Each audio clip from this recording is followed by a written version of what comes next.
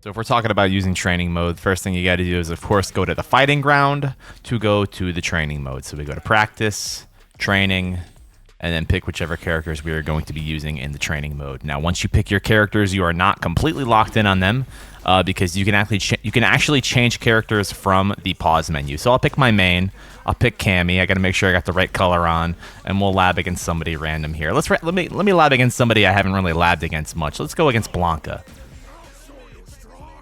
And again, we can be able to switch out at any time right from the pause menu without having to go back to the character select screen. All right, first things first, when you're in practice mode, you want to make sure you have a couple of things on before you get started. So let's take a look at this first setting here, the basic settings, and make sure that everything looks good. Yep, we got everything we need here. Okay, I'm still learning these myself. So environment settings is the next one. You can change your start position here. So if you want to start on the right every single time that you restart, which I am just pressing the, what is the taunt button for me to reset. But you don't actually have to do this. There's actually shortcuts in the game for this. So if you hold down, if you hold right while you press the taunt button, you will be able to... For me, taunt button is my taunt button in KI, so it's like what the equivalent of a select button on a PS2 controller would be. You can change your positioning depending on which direction you're holding. So if you don't hold anything, it'll keep you where you were last. If you hold down, it'll bring you to the middle. Left will bring you to the left. Right will bring you to the right. So on and so forth. If you hold up while you do this, it will switch sides for you. So you can hold up in the middle of the screen. This will not work. It'll bring you to the middle of the screen every single time, but this will always put you on the player 2 side. So that's pretty neat. So you could switch sides at any point without having to come to this menu right here. And also right here, we could take a look at, obviously, input delay settings. This is if you're playing in an online situation and you want to have like a little bit of lag. So this is playing in 5 frames of lag. I don't think I've ever played in 5 frames of lag in this game, and this feels really bad. So hopefully this doesn't happen to me at any point in time, because this feels horrible. And like I said, you could switch characters right here. So if I wanted to switch to any character in the roster, I wouldn't have to go to character select. I could just do so right here. We can enable any character specific settings here. So if we want Blanca to always have his bombs, which I believe is the standard anyway, but if we wanted him to not have it at all, then we could totally do that as well, and set his lightning beast to maximum or infinite as well. And this works for any character. So if you want Ryu to always have Denjin when you restart, you could always do that. Or if you always want Honda to have his sumo spirit, you could do that as well. But we're just going to restart with the standard settings. Now, looking at number 3, we have the dummy settings. We're going to come back to this because we're going to just take a look at what we want on the screen first. Recording settings, we're going to come back to that. Reversal settings, same thing. I have some set already because this is very important stuff. Parameters. This is for your health bar, which is your vitality gauge, your drive gauge. You could set it to how much you want it, if you want it to refill or not. Same with the drive gauge, same with the super gauge. It's all right here in this 7th option, I believe this is. 6th? 6th option. I can't count. Screen display. This is what we want. So, attack data. Now, this is going to display information about your damage and your combos and stuff like that. So this is what's like right beneath the time right there and beneath the drive gauge. So that's very important to know how much damage you're doing, because if you're trying to look for a max damage combo and you're doing something like this, it's like, okay, well, that's giving you good damage and it's giving you a corner carry, but you could always get more damage if you go into a DP instead, which doesn't give you as good Oki, but at least you know how much damage you're doing. So the DP Ender will always give you more damage than the Spiral Arrow Ender. Now, what we want to have on is Input History Display. Turn this on for both sides, especially if you're labbing with a buddy in online training mode. This option should be here, and you will be able to see your inputs on both sides. Being able to see your inputs is crucial because it helps you know whether or not you're doing something right. So if I'm trying to do a Tiger Knee dive kick with Cammy, and I'm not getting the input, like right there, I messed it up. Where did I go wrong? Well, the issue was I didn't do the actual input. I ended in a forward motion, not in the up forward motion. So that was the reason why I did not get the dive kick there. And we could use this to help figure out what kind of a clean, precise input we need to do to get whatever it is we're trying to do. So if I'm trying to do this Tiger Knee dive kick, I can see what the motion looks like and apply it to my hands. Like, okay, all I need to do is quarter circle back and then up plus kick. It seems to be consistent this way.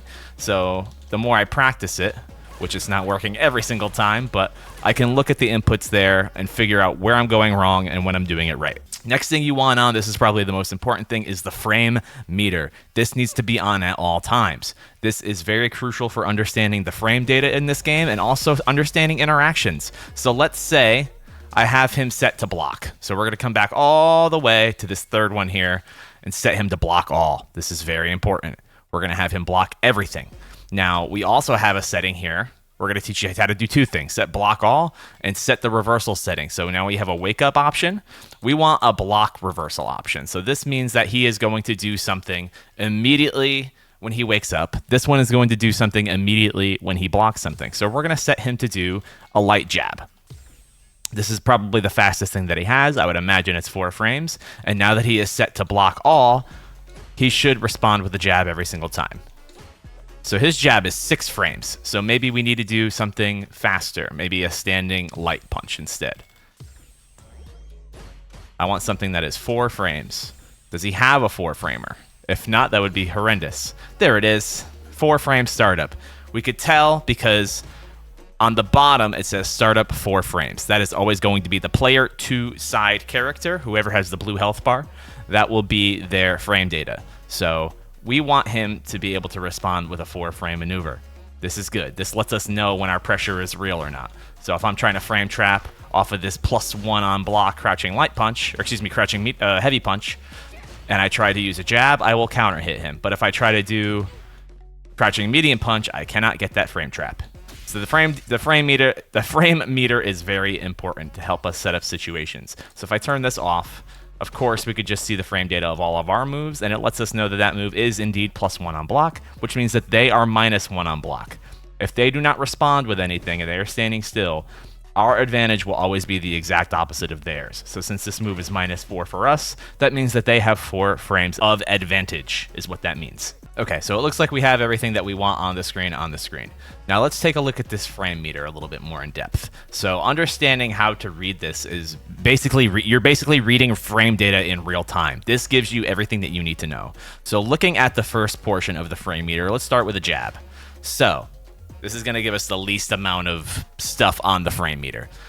So the teal squares, those are your startup frames. Now, you might be wondering, why are there only 3 squares for a 4-frame startup move? And that is because that the frame that it becomes active on is normally traditionally included into the startup frames. So you only see 3 there, but the very next one is when it becomes active. That is also technically added into the startup frames. So this is what we call a 4-frame jab. The next portion of it is the pink squares, and those are your active frames. That is the amount of time that the move stays on the screen for. It is on the screen for 3 frames. There are 3 frames within the entire move where you can get hit by this jab. All right, and that's going to be consistent. Active frames and startup frames are not going to change. So this move is different from this move, so that will change. All right, the next thing we need to know here is the blue squares, which is the recovery frames. This is how many frames that you are in recovery for after this move is performed. And we have 1, 2, 3, 4, 5, 6, 7 frames of recovery, right? So that means that there are 7, if this move were to whiff, there are 7 frames where we cannot block afterwards. And that is because there's recovery frames on every move in the game. If you do something that's a lot bigger, like a heavy punch, that has 20 frames of recovery. A heavy kick, 21 frames of recovery. So the heavier the move that you swing with, the more amount of recovery you're going to have. That's why if you see people trying to whiff punish, or they're going for trying to poke safely, they're using stuff like lights or maybe even like a fast medium, because it has a lot less recovery than that of a heavy. You can get a lot more whiff punishes if you're swinging with heavier moves. All right, so we know about startup frames. So this is 4 frames. This is the fastest normal in the game. Anything that says 4 frames is going to be what you want to check with when you're trying to check people for jabbing you. If you want to jab them back, this is your answer for that. This is what you want to use to check people who are walking up on you trying to throw you. This is your, hey, get off me. You know, often we will see a lot of people wake up with the jab, trying to see if somebody really has good meaty timing down. So if I knock down this Blanka, I have to set him to no block first, and he will wake up with the jab. This is his fastest wake up option, I believe. is standing light kick. Oh, I actually did not set the right actual move. We need to, for him, it's actually going to be standing light kick. Yes, we don't want the light punch because it's 6 frames. So that's his 4-framer. So this is Blanka's fastest possible option. Now, when he's waking up with standing light kick, this is his fastest thing that he could wake up with, which means that if we are able to counter hit him on wake up, that means that we are able to stuff all of his other options, given that they don't have armor or any invincibility frames, right? So if he's waking up with that, he's mashing. We want to try to meaty him with something. So getting meaty timing down with something like a light normal is going to be a lot harder than most other things because there's not a lot of active frames, and this could be very difficult to time.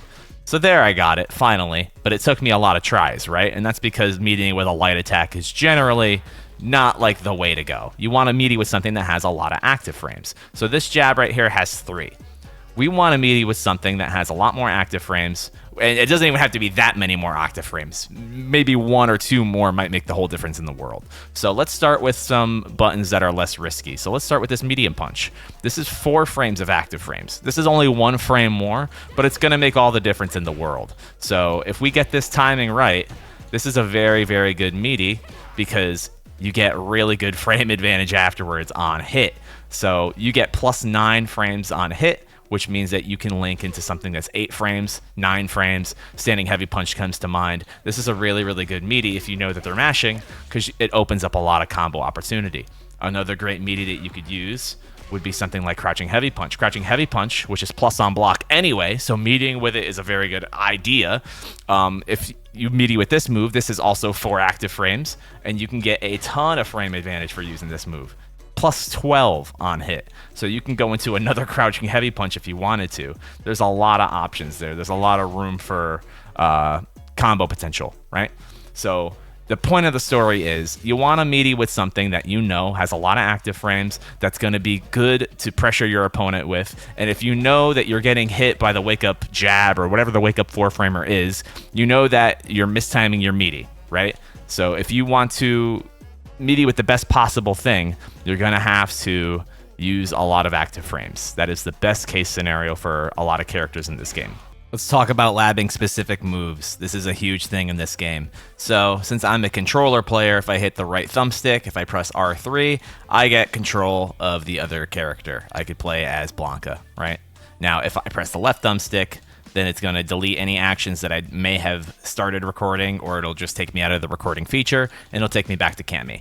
Now, if you don't play on controller and you don't have this kind of privilege, you can do this by start recording over here. You can record your replays, and you could record right here. So I don't use this because I normally just use the thumbsticks. Let's figure this out together, shall we? So if I want to record something with Blanka, we're going to do something that looks like that.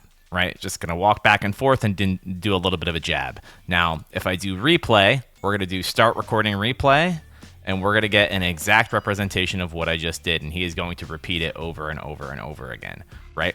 So what we are going to be looking to record here is Blanka Ball. This is a move that I want to record because I want to test some things. So let's record this move now. So we learned how to record using this feature right here. All you got to do is do the record feature. We can erase this slot by using my taunt button, and we are going to start recording here. We're going to do a Blanka Ball, and that is going to be the entirety of what we do. We're going to start the recording replay, and we're going to see him do Blanka Ball over and over and over. This is what we want him to do, right? We are going to be trying different things against this maneuver. So perfect parrying it means that we are able to get a punish in certain ways. Now, everybody should be able to punish this move if it's perfect parried. This is a little bit of an anti-Blanka guide, I guess, at the same time. But here's the thing. There is a lot of pushback on this maneuver, even if you parry it. A perfect parry Blanka Ball still has a ton of pushback, right? And getting this timing down is definitely something that's crucial. Getting a DP there is like, okay, that's fine, but we want to get more, right? So let's see what kind of a punish we can get if we drive rush, right? So we can get something that's going to be a big damage starter if we drive rush into him. Just something simple for now. It's going to look something like that. Let's say we don't want to spend any drive meter on this, though. Let's see what else we can come up with. See if maybe we could use some supers here to get a punish on this Blanka Ball. Will this work? No, level 1 does not work. Level 2? Doesn't seem like it even would go fast enough. or far enough even. Let's try this level 3. Pretty fast maneuver. That is going to work. So, if we know that we want more damage than what we would get off of a perfect parry, since perfect parrying attacks scales combos heavily in this game, we're going to be looking to go for the level 3 for max damage to punish this Blanka Ball. So this move is very, very unsafe on block. It is minus 15, but because of the spacing, it is going to be nearly impossible to punish this without using the level 3 or without using something like a perfect parry to give us some better advantage and give us the opportunity to get out of recovery frames sooner. So this is how you record a maneuver and punish it properly. Now, I'm going to be using the wake up option for the rest of the time here. I'm going to be using the thumbstick option to record for the rest of the time here. So let's record this wake up attack, this wake up ball, right? So we're going to set this to his wake up option, but it's going to be hard to do that here, right? We took a look at this earlier. It's going to be hard to perfectly time him doing a wake up ball. So what we do is, instead of doing this in the recording settings, we do this in the reversal settings, right? This is what we use when we want to lab anything where people are waking up, or if they're blocking, or even out of them getting hit, them mashing out a hit stun. This is what this is used for. So we're going to go over to his special moves. We're going to do his vertical rolling attack. I believe this is his wake up, and we're going to set it to overdrive because this is the fully invincible one. So now every time that he wakes up, it is going to be a Blanka Ball. And if we try to meaty with anything in particular that looks like it might be a normal attack without any sort of safe jump properties or anything that's going to help us beat a wake up like a super, then we are going to be losing it pretty much every single time. If we try to even super it, yeah, it's gonna win there. It's got a lot of invincibility, right? So we know we're not going to be able to meaty this move, right? This move is just too crazy on wake up. We're going to have to find a different answer. And this is where I'm going to start implementing something called a safe jump. Now, a safe jump is where you can safely jump at the opponent, as you might imagine. And if they were to just block on wake up, then they're forced to block the jump in and you get plus frames because, as we know, jump ins are normally all plus on block, or they usually have at least good frame advantage. And if he wakes up with the reversal, it's going to whiff. So let's do Cammy's standard safe jump setup. Every character should have something that looks similar to this.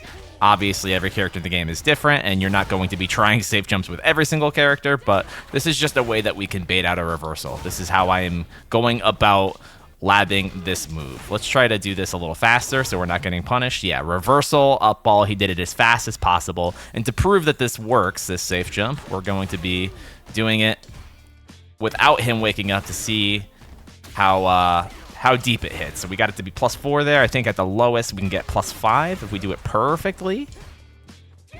But it's going to look basically like this. Yeah, just like that. So if we get it perfectly, it's going to be plus on block no matter what.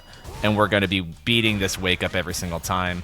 It's very, very valuable. So this is how I would go about dealing with a character that has a very annoying wake up like Blanka. And now we could even see. Let's go a little further in this. Let's tread the water a little bit more. So it's leaving us pretty far away. So we have to walk up and actually get a punish if we want to punish this move, right? So I mistimed it there. But if we want to punish this move, we're going to have to get a lot closer than we think we are, right? So we're whiffing our max damage starter. So we have to actually walk up now. So now we know that this reversal has a ton of pushback. So we're going to compensate for that by blocking the move and walking forward some. And that's going to help us get a better punish. And that's how I lab reversals in this game. This goes for every reversal in the game. I make sure I lab the OD versions, the light, the medium, the heavy, to make sure that it works on all of them. And for Blanka Ball, that is indeed the case. Another thing that's very important that I forgot to talk about earlier is the dummy settings here on the third page. Setting the dummy to do different things will help you understand certain interactions. So if I have him crouch, that means that this back heavy kick here is not going to work. So if I wanted to do my max damage combo here in the corner that starts with back heavy kick, it's not going to work if he's crouching. So what we could do is figure out how to make him actually stand up, right? So what I like to do is figure out what move that might be. So let's see if we can get him to stand up in any way. So off the mediums, it's not going to work. That's not going to work either.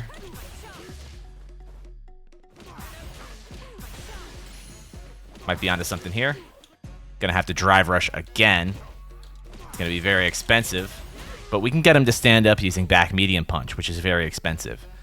But let's see what else we could find here. Ah. Crouching heavy punch. Stands the opponent up. Boom.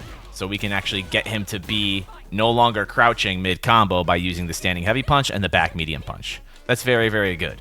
Knowing what's going to whiff on a crouching opponent is crucial in this game. And for Cammy, it looks like it's only her back heavy kick, which is very, very good for this character. Test it out with your own character and see what works and what does not. This is very crucial, because you might be using a normal that you think is very good, and then it goes right over the opponent's head. Setting them to jump is also very good, because this lets you know what kind of an anti-air you can get in a lot of cases. So if you're anti-airing somebody that's neutral jumping a lot, you look for an air throw option if you have it, or if you have a DP, you go for a DP, whatever it might be. I've got the back heavy kick option as well, which usually leads to some drive rush confirms. But this is also very good to do. You could also air to air and go into a dive kick.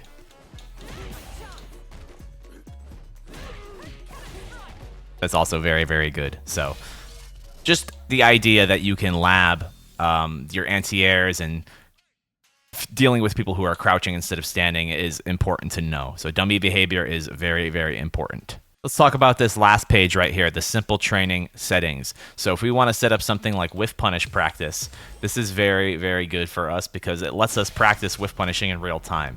So it's going to automatically put Ryu here. And what this is going to do is have him time a low attack in the neutral here. So when you're playing footsies, you're often dealing with moves that are similar to this or these exact moves, and we're looking to whiff punish these. Now, when a move whiffs, we are dealing with those recovery frames. So that crouching medium kick has 19 frames of recovery, and in those 19 frames, Ryu can be attacked, right? Even during the active frames, if we're really nice, we can hit him during the active frames, right? So this is what we're going to be looking to do, is trying to hit the move while it is active or while it's recovering. This is how you use the whiff punish command here in the training mode.